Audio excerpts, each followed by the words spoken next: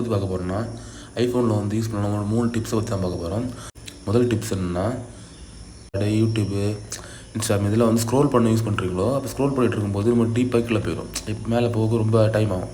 அது குயிக்காக டாப்பில் போகிறது ஒரு ஆப்ஷன் இருக்குது guys. அது என்னென்னா, டாப்பில் வந்து இந்த பேட்டரி ஐக்கன் இருக்குல்ல, பேட்டரி ஐக்கனும் இல்லாட்டி அந்த டைம் ஆப்ஷனும் ஏதாவது ஒன்று கிளிக் பண்ணாலே போகிறோம், டாப்பில் கொண்டு விட்டுரும். இது ஒரு டிப்ஸ் guys.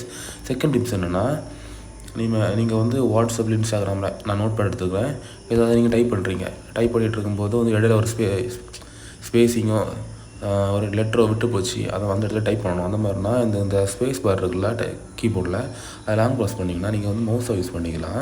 இது 2வது டிப்ஸ் guys.